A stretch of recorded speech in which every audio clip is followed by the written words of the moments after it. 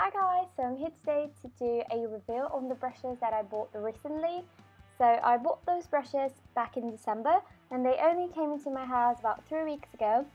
So I gave myself the time to use them and actually build my opinion on them. So now I have a nice and full opinion and I can give you a full review. So I'll first show you the case, how it came, and it's this really pretty vibrant red color. The brand is called Makeup For You. I found it in a website that I am leaving the link down below for you. And it was $18 for the 24 pieces. And yeah, as you heard right, it was $18. It's pretty awesome and I adore those brushes. So I'll go through each one of the brushes and try not to make this long, but it's going to be a long video. I hope you don't mind. First one is this really nice powder brush. And they have the name written on them.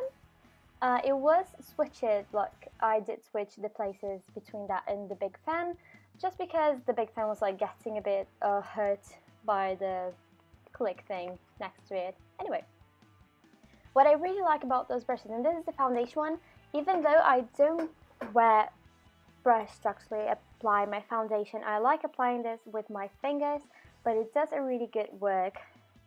All the powdery for face brushes, they don't pick that much of product on it, so you have to repeat the procedure a few times, something 2 times, so you can get the wished color. I really like this because sometimes I tend to be a bit heavy-handed and I don't want to let my leave my face looking cakey, way too much blush or contouring, so I just really like the way it allows me to do a nice and soft work. This is the blush one, and sometimes I do use the contouring one, so it's angled and it fits me perfectly.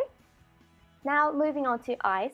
The first one is called the eyeshadow brush, and all the brown looking ones, they are way softer than the white and red. It does apply eyeshadow really nicely, but I like to use this sometimes the smudgy and fluffy brush, so you can just smoke things out.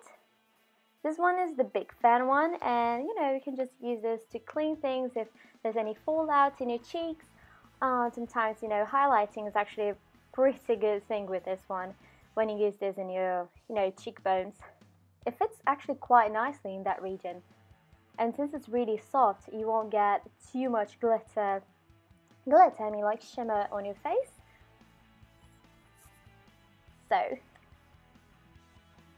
So it turned out that I had to stop, and then when I came back it was dark, so I hope you guys don't mind that the lighting is a bit different. This one is called the angled eyeshadow, the medium one, and it's a really fluffy one. I really find this actually quite useful when you want to do something in actually an angled way, and you can actually fit this really nicely in your eyes.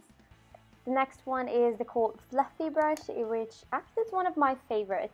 It's so fluffy and it smudges the eyeshadow out perfectly. Now this one is the only one that, not the only one that I just don't know really how to use, is eye contour one. I'm finding it out. But anyway, so now we have 3 sizes of eyeshadow ones in white and red, and this is the large one, is the first one. The difference between the large and medium is not that big, but still, this is the medium one. And then we're moving to the small one. And then I'm comparing the size with my finger so you can have an idea about how big it is. They apply really nicely, the eyeshadow, by the way, for patting the color on. This one is a angled brush and it's called Angled Brow. Now I did use it for both things, for doing an eyeliner with eyeshadow and also filling my brows, something that you all know I never fill my brows in. And when I did, it was really good. It's really soft and absolutely super precise. What's happening with me today? So now we got the angled eyeshadow brush, and it's also it's a bit dark. It's a bit harder than the other one. It's harder, absolutely. Next one is the smudge brush, and it's quite thick and hard to be a smudge one, but it works actually pretty fine. It surprised me. Then we have the eyeliner one, which is so precise. I never knew I could have a brush like this. Now, this has like this really nice and fine tip on the end and applies the best eyeliner ever. Seriously, I'm not even lying, it's true. Next one is the concealer one. I was saying lip liner, but it's the concealer one. And I found this really nice, like this is a small one. So it's really precise when you want to, reach all the areas under your eyes, pimples, really precise and doesn't apply that much of product, so you can build the coverage up. Next one is called the Precise Eyeliner. And well, as the name says, it's really, really precise. The really thin tip allows you to have like the thinnest of lines. Next one is the lip one, which I did use I think a couple of times now, and it's actually a pretty good brush. It's really precise, and since it's like really thin, you can get the like really sharp edges. Now the sponge one, someone that I just don't know if I'm going to use that much. Yeah, just leave it like that. So now we have the small fan. It's actually just called fan. It's a bit more like the delicate version of the big fan. I use this for like highlighting in like small areas and just pretty much like smudging it out so you can look a bit more natural.